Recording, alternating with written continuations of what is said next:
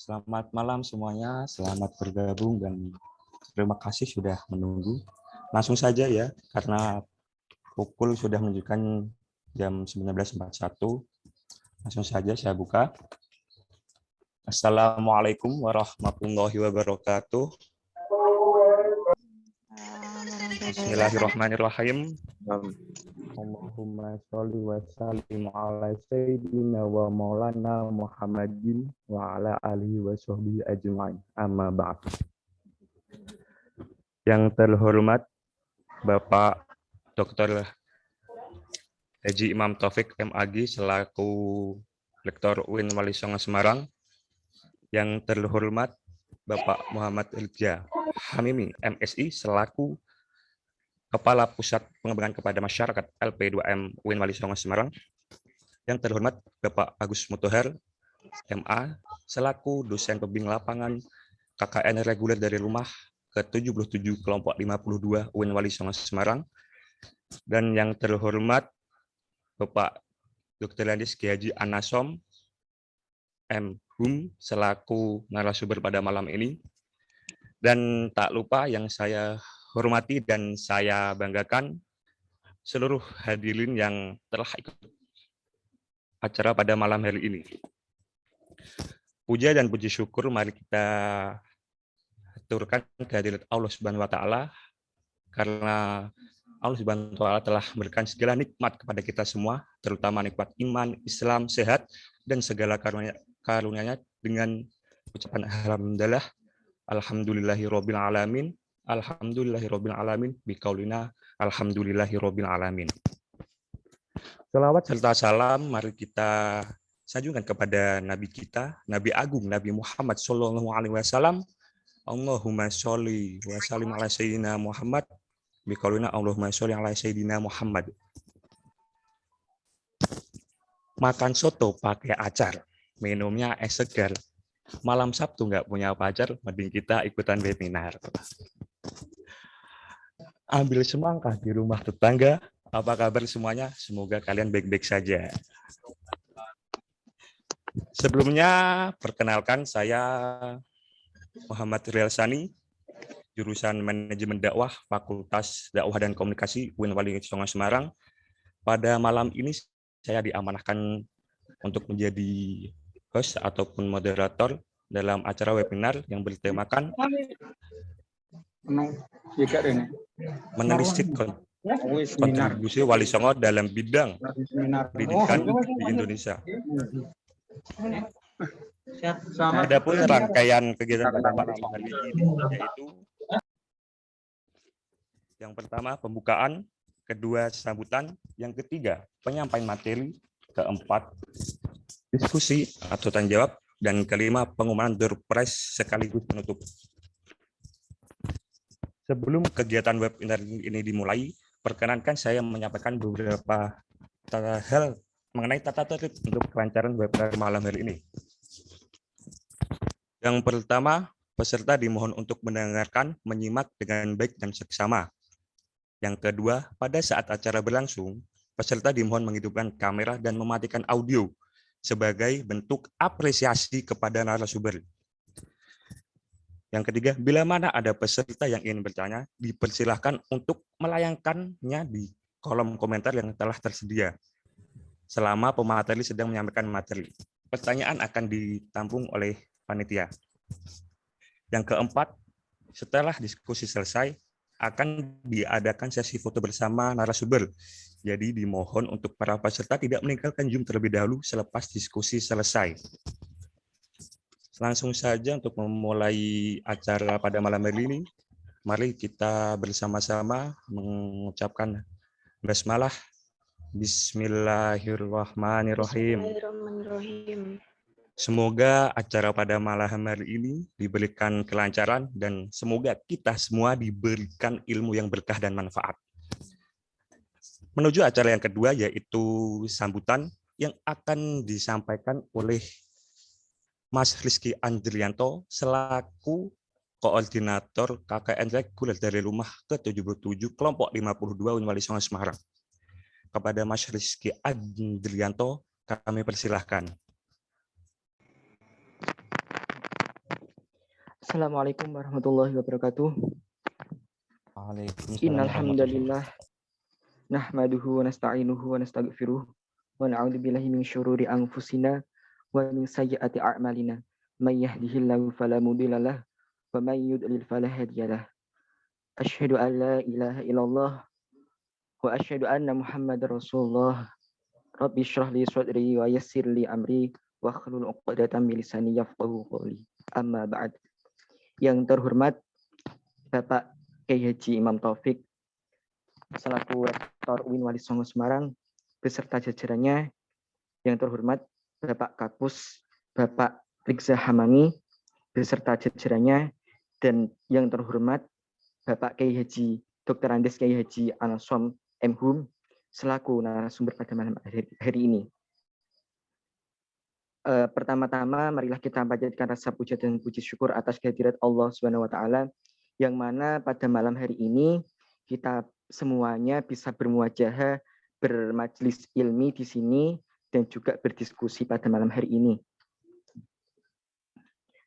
Yang kedua kalinya sholawat serta salam tidak kita lupakan kepada junjungan kita Nabi Muhammad SAW, yang mana kita nantikan syafaatnya besok di yaumil qiyamah nanti. Amin.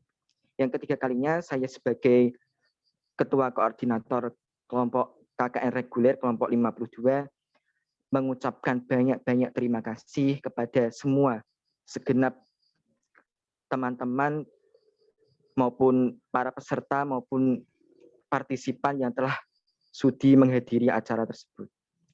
Untuk itu diharapkan nanti teman-teman bisa peserta, baik teman-teman maupun bapak-bapak yang ikut di sini bisa mendengarkan, menyimak beliau Bapak Dr. Andes Kiai Haji Anasom M. Hum dan bisa mengambil barokah manfaat ilmunya.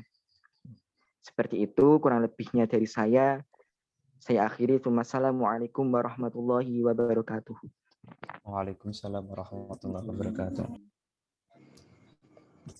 Terima kasih kepada Mas Rizky Andrianto selaku koordinator kelompok 52 KKN reguler dari rumah 77 atas sambutan singkatnya yang menarik sekali. Dan langsung saja sebelum kita masuk ke penyampaian materi, perkenankan saya untuk membacakan CV narasumber pada malam hari ini. Jadi telah bersama kita narasumber yang hebat. Beliau bernama Bapak Dr. Andes Haji Anasom M. Hum, merupakan dosen UIN Wali Songo Semarang. Beliau lahir di Temanggung 25 Desember 1966. Alamat rumah beliau di Jalan Sedang Utara 2, nomor 29A, RT 2, RW 5, Gemah, Pedurungan, Kota Semarang. Beliau Bapak Anasom telah menyelesaikan pendidikan di IAIN Wali Songo pada tahun 1993. Kemudian melanjutkan pendidikan pasca sarjana program studi sejarah di UGM, lulus pada tahun 2003. Beberapa jabatan strategis yang pernah diemban oleh beliau di UIN Wali Songo, diantaranya menjadi Ketua Laboratorium Dakwah IAIN Wali Songo pada tahun 2003 sampai 2007. Kemudian tahun 2007 sampai 2010 beliau menjabat sebagai pembantu dekan 3 Fakultas Dakwah IAIN Wali Songo, dan sekarang beliau menjabat sebagai pembantu dekan 1 Fakultas Wali Songo Semarang. Di sela-sela kesibukannya sebagai dosen, beliau sangat aktif melaksanakan tugas Tridharma Perguruan Tinggi dengan melakukan berbagai penelitian sejak tahun 1997 dan pengabdian masyarakat sesuai dengan bidang dakwah, sejarah, dan kebudayaan yang menjadi keahliannya. Di antara karya intelektual penelitian beliau, antara ada Wali Songo dalam Babat Tanah Jawi pada tahun 1997, penelitian inventarisasi naskah klasik Nusantara II pada tahun 2004, dan penelitian tentang tradisi nyadran di Jawa Tengah pada tahun 2007. Beliau juga seorang penulis. Beliau menulis di berbagai media massa. Beliau juga telah menulis 9 buku, salah satunya berjudul Wali Songo atau Wali Sana. Telah diterbitkan oleh Pustaka Rizky Putra Semarang pada tahun 2007. Selain itu, beliau telah menghasilkan produk CD Mocopat dakwah dalam bentuk MP3 dan 12 judul manuskrip digital animasi. Beliau sangat luar biasa sekali, teman-teman. Selain itu, beliau kerap mengisi pelatihan-pelatihan, menjadi narasumber, juri, dan panelis pada forum-forum ilmiah. Beliau juga rutin menyampaikan dakwah pada pengajian rutin Ahad pagi dan Selasa sore di Ponpes Al-Ibris, Kota Semarang, dan menyampaikan dakwah setiap bulan Ramadan di berbagai tempat, baik itu radio ataupun TV. Beliau juga seorang aktivis di organisasi kemasyarakatan. Sekarang beliau menjabat sebagai Ketua PCNU Kota Semarang, Ketua Komisi Dakwah MUI Jateng, dan Ketua Presidium FKL di Jateng. Dari CV tersebut, bahwa kita semua tahu bahwasanya beliau sangat berpengalaman dengan berbagai banyak prestasi yang telah beliau dapatkan. Langsung saja untuk mengefektifkan waktu, kepada Bapak Dr. Haji Anasom MHum, tempat dan waktunya kami persilahkan. Ya, Assalamualaikum warahmatullahi wabarakatuh. Waalaikumsalam warahmatullahi wabarakatuh. Bismillah, alhamdulillah, ala nikmatillah, la haula wala quwata illa billah, amma ba'du. Ya, tadi saya ngirim video ya. Coba video itu bisa diputar dulu. Baik, Pak, baik. Itu buat Bung. Videonya diputar dulu bisa. Di mute dulu. Baik, Bapak. Ya, melihat video dulu bisa.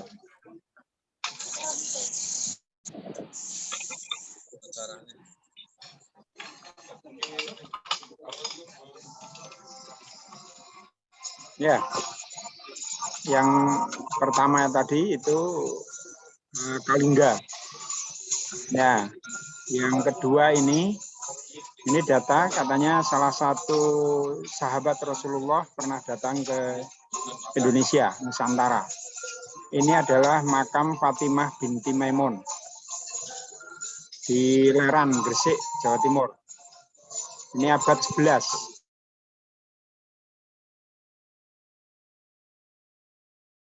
Makam yang ada di makam Fatimah binti Maimun. Jadi ini yang menunjukkan fakta yang faktual tentang sejarah Islam di Jawa.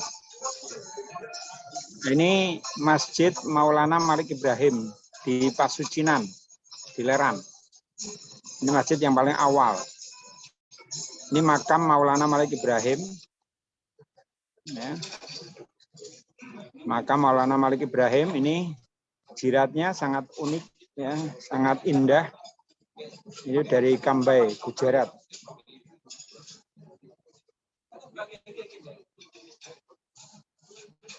Ya, ini makam ini ada di Gapura, Gapura di Gresik, ya, di Gresik.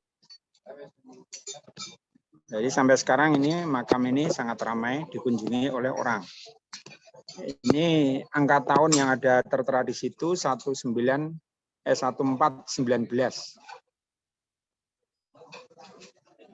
Oh, berhenti.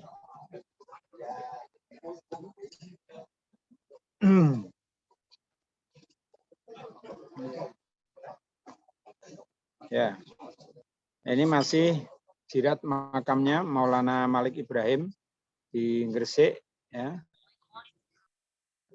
Lanjut. Nggak bisa muter sendiri ya. Oh, ada trouble.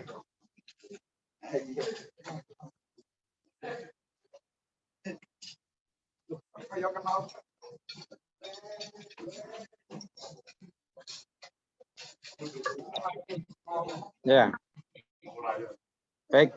Ya, kalau memang tidak bisa jalan, tidak apa-apa.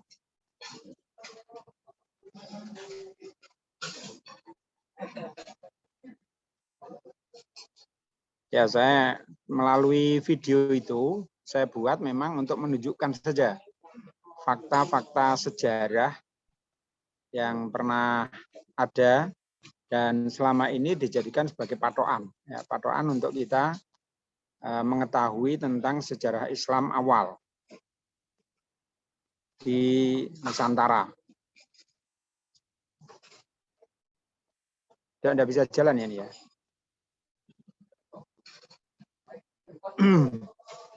Halo, suara saya terdengar ya?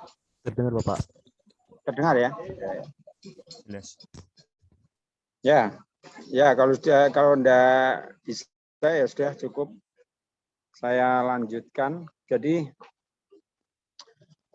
melalui video ini secara kronologis saya ingin menjelaskan bahwa Islam ditengarai awal mulai ada di wilayah Nusantara. Ini sebenarnya sudah cukup lama, cukup kuno. Ya, ada di Jawa maupun ada di yang pertama itu adalah di Aceh, ya di Aceh. Jadi di Jawa ada, di Aceh ada, di Barus ada.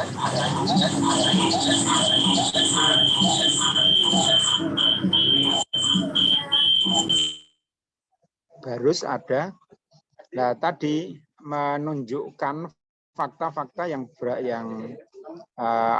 tentang adanya atau kedatangan Islam di Nusantara. Khusus yang di Jawa tadi, saya tunjukkan di situ ada masa sejarah yang dikenal zaman Kalingga ya. Kerajaannya Kalingga ini sampai sekarang masih debatable. Di posisinya di mana? Apakah di daerah Jepara, apa di daerah Batang, Pekalongan? Tapi yang jelas sepertinya Kalingga itu ada satu wilayah di daerah Jawa Tengah. Itu Kalingga itu asal usulnya juga dari India, dari wilayah Kalingga yang ada di India. Nah, orang-orang yang dari sana itu kemudian datang mendirikan kerajaan dengan nama yang sama di Jawa. Itu abad ke-6, abad ke-7 ya. Itu jadi kalau kita lihat ke belakang itu masih di zaman, kalau zaman Islam itu zaman lahirnya Islam. Zaman lahirnya Islam atau saat-saat awal dakwah gitu ya. Jadi itu sudah abad ke-7 ya, abad ke-7. Itu katanya ya paling tidak itu Islam itu sudah didengar itu di wilayah Jawa. Bahkan katanya karena mendengar adanya Islam itu di Jawa juga memberikan inspirasi untuk kerajaan Kalingga. Walaupun Kalingga ini bukan kerajaan Islam. Ya. Jadi awal masuknya Islam ke wilayah Nusantara itu memang diduga masih di saat yang paling awal. Di Jawa ada, di Sumatera ada. Tadi yang salah satu makam dari keturunan sahabat Rasulullah ya, itu ada di wilayah Sumatera.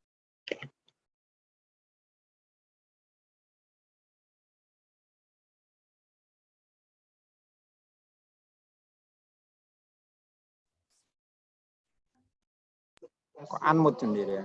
Ini unmute sendiri tadi. Oh iya Bapak. Ya jadi itu abad ke-7, 8 itu artinya memang baik di Jawa maupun di Sumatera itu sudah mulai ada jejak Islam. Tetapi ini tidak faktualnya itu masih kita cari sampai sekarang. Ya salah satu makam sahabat Rasulullah itu memang kalau betul dan kita baca itu berarti memang paling awal yang ada di wilayah Sumatera. Nah, di Jawa yang paling faktual dan ada itu adalah makam yang di Leran. Ya, di Leran tadi ada namanya Fatimah binti Maimun. Nah, itu kalau itu memang faktual, ya, sehingga seorang guru besar di Jogja, guru saya juga di UGM itu di salah satu bukunya dia yakin salah satu bukti faktual tentang adanya Islam di Jawa ya antara lain adalah adanya makam Fatimah binti Maimun di makam Fatimah binti Maimun itu tertulis angka 475 Hijriah. 475 Hijriah itu kalau dikonversi ke Masehi itu tahun 1085 ya. Ada yang 1082 ya. Itu bisa dilihat lagi, ada yang sebelum ini, yang sebelum itu, sebelum gambar itu. Yang sebelum gambar itu. Ya, jadi yang makam Fatimah binti Maimun. Nah, itu 475 Hijriah. Nah, 475 Hijriah itu abad 11. Ya, Profesor Sartono. Nah, ini gambar ini ya, gambar ini. Ya, gambar itu angka tahun yang ada di nisan Fatimah binti Maimun itu 475 Hijriah. 1085 ada yang 1082. Itu yang paling faktual.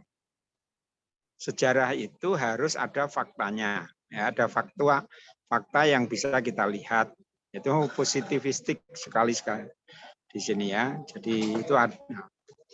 Nah, dan itu makam di lingkungan makam itu ada banyak sekali makam-makam Muslim. Ada yang bertulisan Arab, ada yang bertulisan aksara Jawa. Nah, itu abad 11 itu kita masih belum bisa menyebut Majapahit belum lahir saat itu.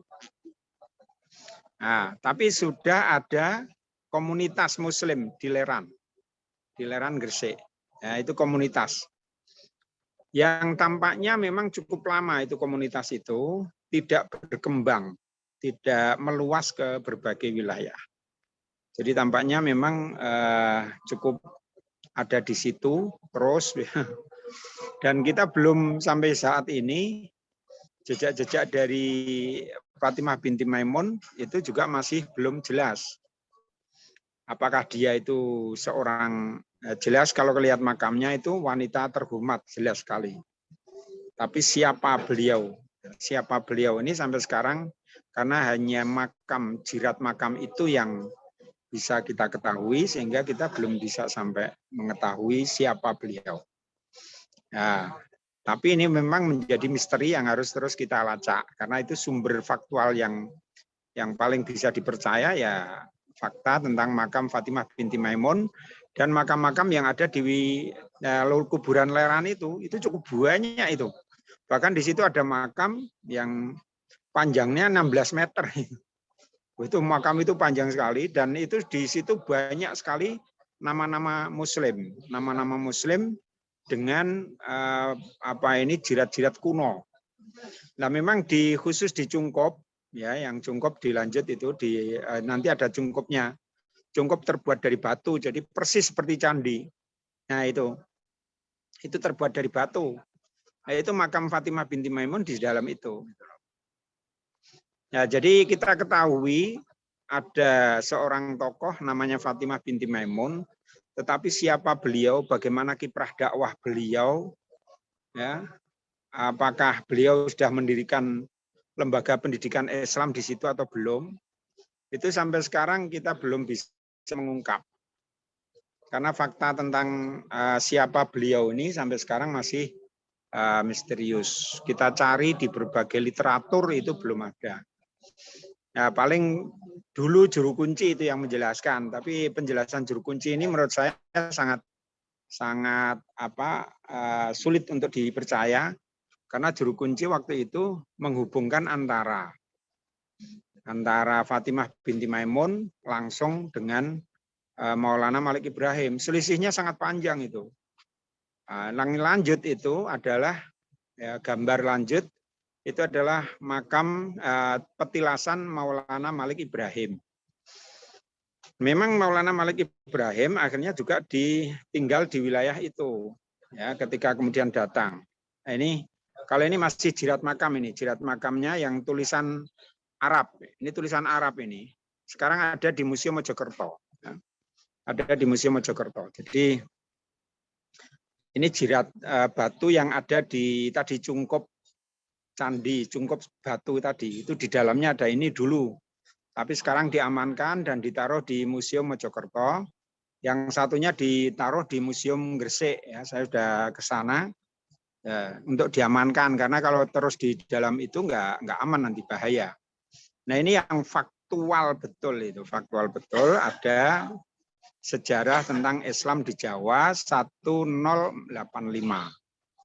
Ya, 1085. Jadi kita belum tahu apakah Fatimah binti Maimun itu mendirikan pesantren atau tidak, kita belum. Mungkin suatu saat kalau ada informasi tentang Fatimah binti Maimun, saya kira memang menjadi sangat penting untuk kita ungkap.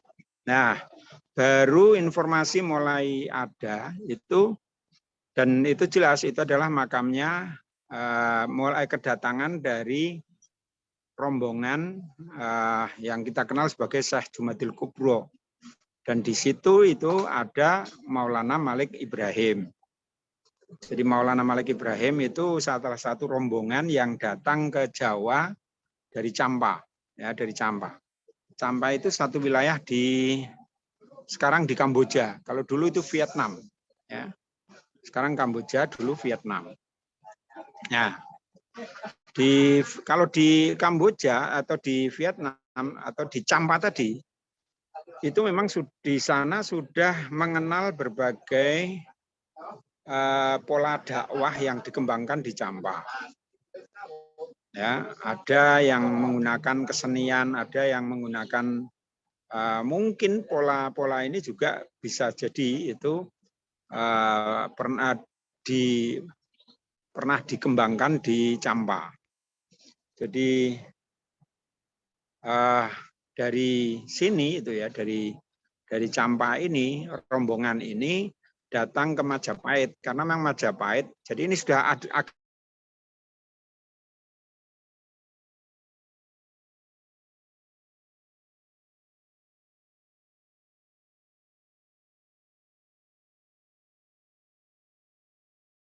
itu. Selisihnya 4 abad.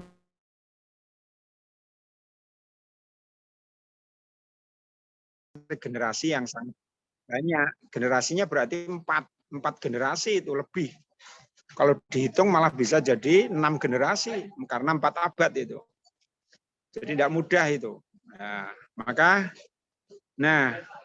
kita dari generasi Maulana Malik Ibrahim ini, kita mulai mendengar ada namanya pendidikan ya pesantren ya.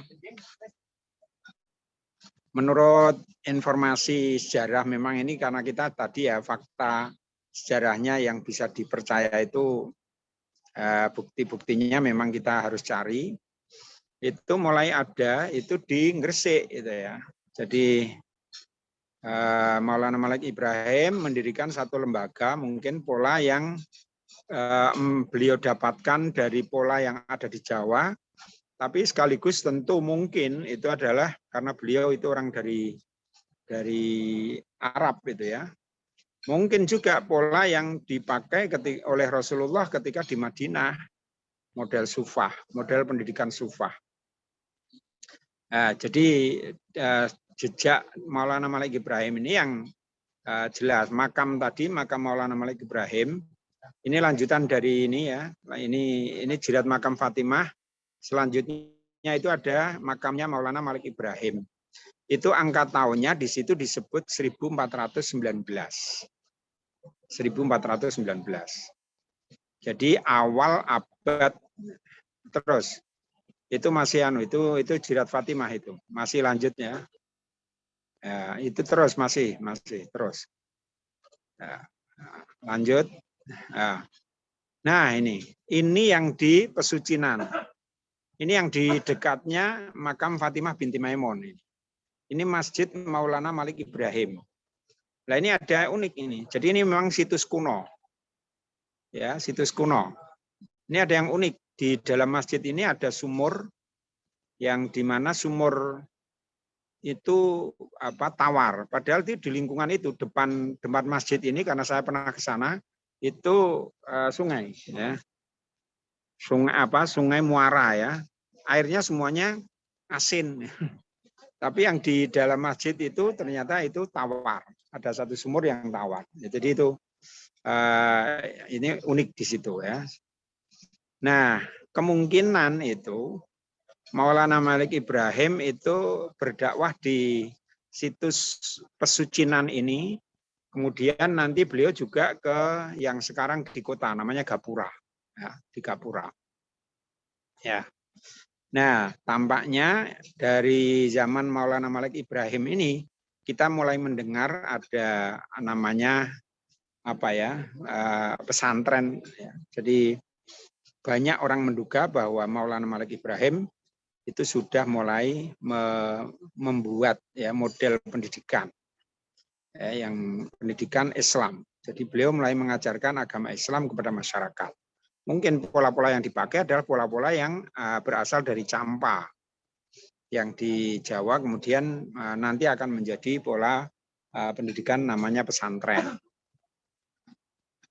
Nah, ini memang kemudian dikembangkan oleh Maulana Ibrahim di Gresik, ya, di Gresik. Sementara rombongan lain yang sama-sama dari Campa itu adalah Raden Rahmat atau Raden Ali Rahmatullah. Itu yang kemudian kita kenal sebagai Sunan Ampel. Rombongan dari Campa ini semuanya menuju ke Majapahit karena memang Majapahit sudah ada hubungan dengan Campa, ya. Menuju Majapahit. Nah, tampaknya ada persoalan yang kemudian menjadikan rombongan dari Campa ini tidak pulang.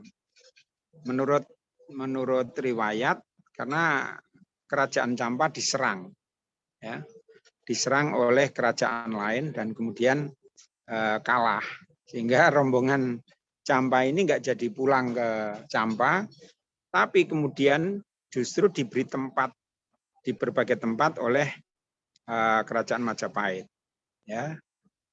Jadi yang sudah, karena memang ada salah satu yang kemudian menikah dengan Raja Majapahit, yaitu antara lain putri dari Campa dan menikah dengan Majapahit, dan dari situ kemudian karena saudara dekat, ya, sehingga mereka tinggal di Majapahit. Nah, Raden Rahmat atau yang kemudian dikenal Sunan Ampel itu diberi tempat di namanya Ampel, ya.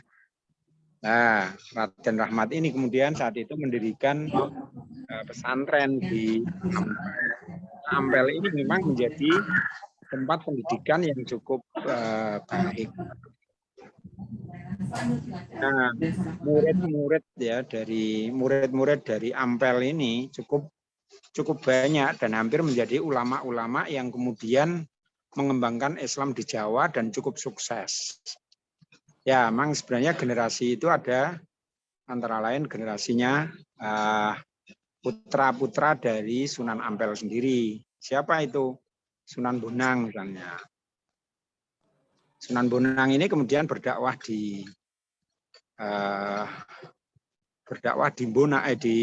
Tuban, ya. Beliau juga pernah tinggal di Lasem, ya, di Lasem, kemudian di Tuban. Akhirnya wafatnya di Tuban dan kemudian dimakamkan di Tuban. Ya, dakwah beliau ini cukup sukses, ya, karena bisa berdakwah di Jawa Tengah, kalau sekarang masuk Jawa Tengah, dan juga di Jawa Timur, di Tuban itu. Juga ada Sunan Derajat. Ya, Sunan Derajat ini juga putra dari Raden Rahmat. Ada Sunan Lamongan. Sunan Derajat itu kemudian tinggal di Lamongan dan berdakwah di sana. Saya pernah ke sana dan ada beberapa tinggalan yang ya saya kira bagian dari fakta-fakta sejarah yang sangat penting yang ditinggalkan. Kemudian ada Sunan Giri. Sunan Giri ini juga murid dari Ampel, ya, yang awalnya dikenal sebagai Raden Paku. Nah, kemudian ada juga murid dari tadi putra Brawijaya yang dengan putri dari Campa, tapi semula lahirnya di Palembang, yaitu Raden Fatah. Itu sama juga. Ketika remaja, anak ini kemudian Raden Fatah kemudian mencari ilmu, ya, berguru kepada Sunan Ampel. Akhirnya dia mondok di Ampel juga. waktu beliau besar itu kemudian mengajarkan Islam di daerah sekarang masuknya Jawa Tengah, itu di Demak. Dulu ya tentu belum Demak itu. Nah, dari situ itu kemudian pondok-pondok pesantren itu kemudian berkembang ya di Gresik, ya di Tuban, ya kemudian di berbagai tempat, ya, sampai akhirnya juga di Demak. Kalau ini ada fakta sejarah memang sebenarnya. Fakta sejarah tulisan Tommy Pires itu tahun di mana Raden Fatah itu mendirikan pesantren, itu di situ sudah disebut ada 1000 santri di Demak itu. Dan Tommy Pires itu memang dia pengelana. Jadi saat dia menjadi saksi sejarah. Jadi bukunya dia menjelaskan itu. Di tahun awal akan berdirinya kerajaan Demak itu beliau sudah punya santri sekitar 1000-an. Ya ini kalau mau diperdalam bisa dibaca buku saya ya, buku Kesultanan Demak Bintoro. Ini buku yang baru terbit di 2020. Ya, jadi itu. Jadi akhirnya ya kalau kalian mau bagaimana kemudian perkembangan berikutnya pendidikan itu. Sebenarnya kalau tidak ada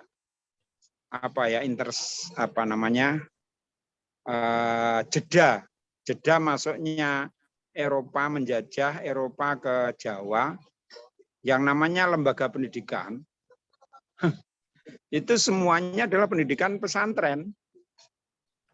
Ya, saya itu terngiang dulu pernah diskusi dengan Pak Nurholis Majid itu, dia mengatakan kalau ini di Jawa atau Nusantara ini tidak dijeda oleh penjajah. Jadi yang namanya perguruan tinggi itu adalah pesantren-pesantren yang ada di Jawa atau di Indonesia. Nah, sekarang ini pesantren sudah sangat banyak. Ada 28.000 lebih pesantren. Nah, di tabel data yang kedua itu bisa ditunjukkan, nanti bisa dibaca pesantren yang sejak abad 16, 17, 18, 19 sampai sekarang. Sekarang ini data pesantren ada 28.000 dengan kurang lebih 5 juta santri, ya. 5 juta santri. Jadi ini luar biasa. Ini kontribusi luar biasa, ya. Tidak hanya kontribusi lembaga pendidikannya, tetapi kontribusi pemahaman agama Islam yang kafah, ya. Pemahaman agama Islam yang wasatiyah, yang moderat, yang memang sangat cocok dengan perkembangan Indonesia, perkembangan Asia Tenggara, yaitu Islam ala Ahlus Sunnah wal Jamaah. Bukan berarti tidak ada konflik dan sebagainya. Dulu ada itu konflik-konflik itu terjadi. Di konflik-konflik itu bisa terjadi saat itu juga. Tetapi semuanya bisa teratasi dan ternyata dakwah yang terjadi luar biasa.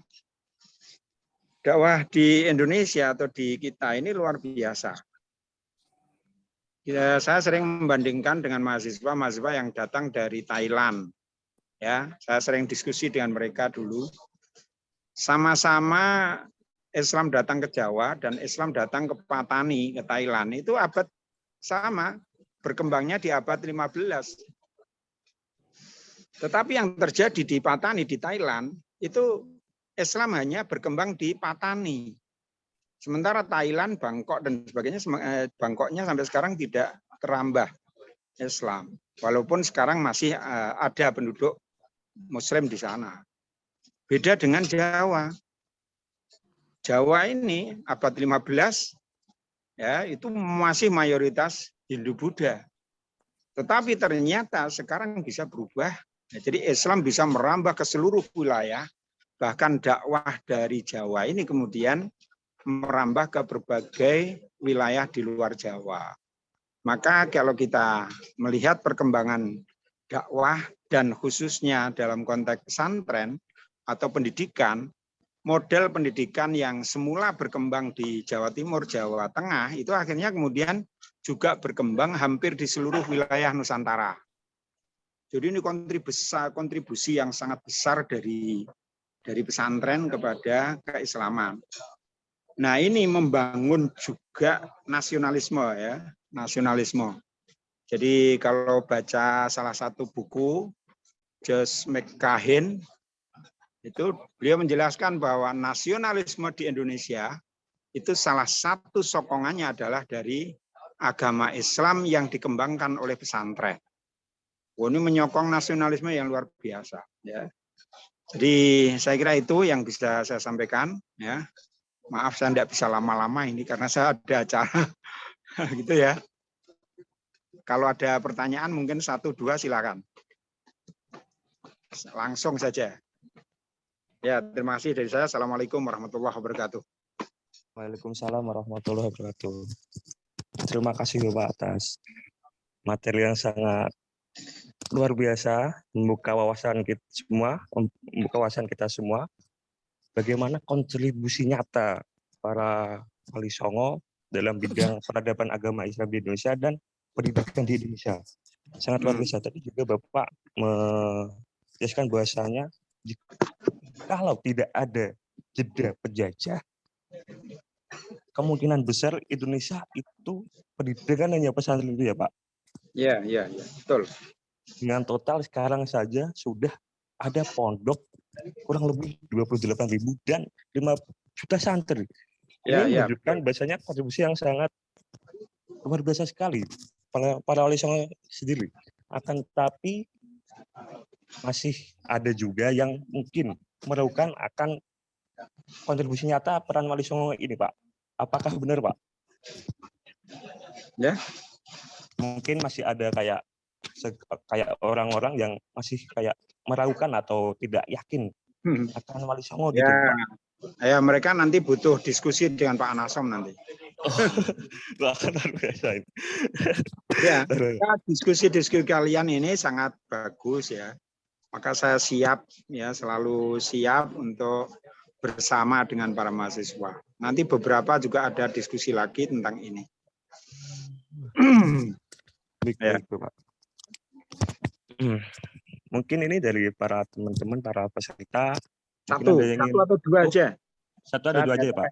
Ya. Oh, satu ada dua aja. Mungkin ada yang ingin bertanya? Langsung bisa ya. Silakan kalau ada.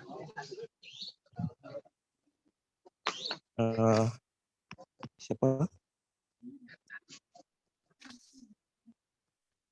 Oh, ini ada yang langsung ya, saya bacakan Bapak. Ya, apa itu? Ini dari teman kita, Aizatul Umah. Ini mohon maaf Bapak, saya ingin bertanya. Untuk generasi kita saat ini yang merupakan generasi emas, yang menurut era modernisasi, bagaimana cara ini belum itu ya, belum kompleks ya ternyata ya. Ya, mungkin bisa saya tangkap ya. Jadi bagaimana generasi sekarang berkontribusi juga untuk dakwah seperti yang dikembangkan oleh para ulama kita. Jadi selalu di setiap periode, di setiap masa itu selalu ada upaya yang bisa kita lakukan, itu ya. Termasuk kalian generasi milenial, generasi Z sekarang juga bisa berkontribusi untuk dakwah. Nah, malah sekarang ini harusnya lebih canggih dari yang dilakukan oleh para wali. Maka kontribusi kalian nanti adalah dakwah lewat media. Masih bisa terus kita lakukan yang namanya dakwah itu. Bahkan tidak hanya untuk kalangan di dalam negeri kita Indonesia. Kalian malah bisa berdakwah secara global dunia itu ya. Jadi itu saya kira bisa dilakukan. Mungkin itu dulu ya. Oh, ini ada lagi Bapak, gimana? Apa? Ini dari Mafakatul Maghfirah. Menurut Bapak, apakah pendidikan pada saat ini itu selaras dengan pendidikan yang dibawa oleh Wali Songo? Terima kasih. Itu Bapak. Ya, ada untuk di pendidikan pesantren, ya memang sekarang ada yang ya beragam ya dari konteks alirannya. ya. Tetapi masih tetap mayoritasnya itu adalah Ahlussunnah wal Jamaah, baik yang dikembangkan oleh pemerintah maupun oleh para ulama-ulama. Tadi 28.000 itu mayoritas itu masih membawa paham Ahlussunnah wal Jamaah yang dulu dibawa oleh para wali songo. Bahwa kemudian sekarang ini ada, ya, ada yang terpengaruh oleh Wahabi, ada yang terpengaruh oleh kelompok-kelompok lain, madhab-madhab lain, itu biasa itu di semua negara itu ada terjadi seperti itu. Ya, saya kira itu dulu. Terima kasih. Mohon maaf saya karena saya harus mengikuti acara ya. Terima kasih. Assalamualaikum warahmatullahi wabarakatuh. Waalaikumsalam warahmatullahi wabarakatuh. Mohon maaf. Mohon maaf. Bapak, mohon Maaf maaf. sekali. Ya, maaf. Pak Nasom. Bapak Nasom udah keluar ya? Gimana?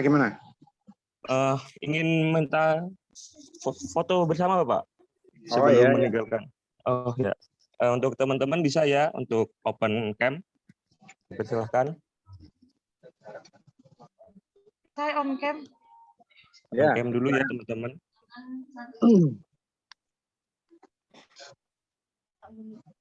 Ya, cukup. Sudah belum? Bentar Bapak. Apa ini San? Saya kasih Bapak ya. Nanti di hitungan ketiga angkat jempolnya sambil ekspresi senyum ya, teman-teman.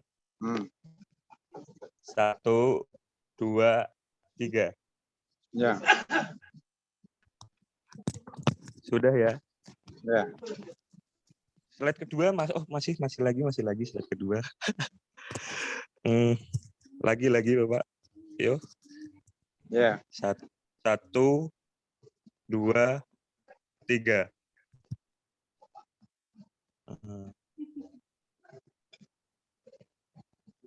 Slide ketiga berapa kali lagi nih? Sekali.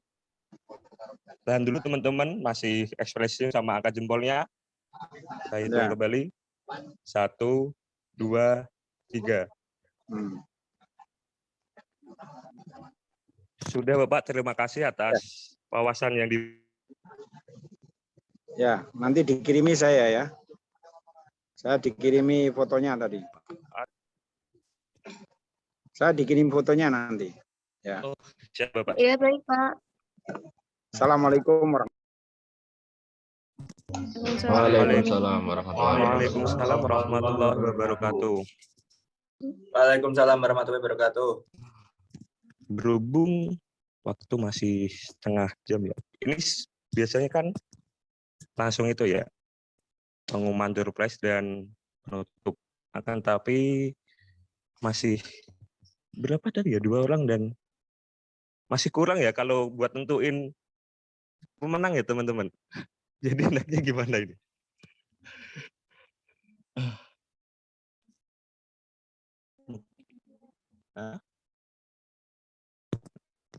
Oke, ini kesepakatan dari teman-teman panitia. Tadi ada beberapa pertanyaan kan, lumayan banyak lah. Nanti kami panitia akan mengumumkan di grup. Jadi dimohon jangan keluar dulu. Karena memang tidak ada yang tahu kalau acaranya ternyata Bapak Nasom cuma bisa sebentar saja. Dari kami belum memilih kan. Ternyata Bapak Nasom sudah ada acara lain. Untuk itu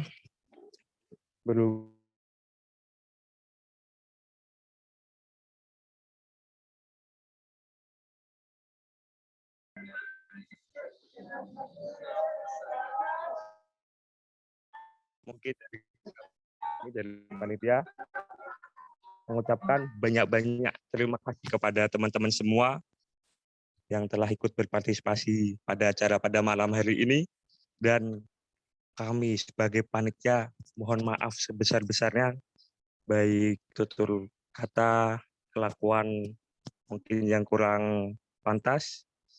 Sekali lagi mohon maaf, kami dari panitia pamit, dan sekali lagi nyuwun samudra pangapuntenipun. Wassalamualaikum warahmatullahi wabarakatuh. Assalamualaikum warahmatullahi wabarakatuh. Waalaikumsalam warahmatullahi wabarakatuh. Waalaikumsalam warahmatullahi wabarakatuh.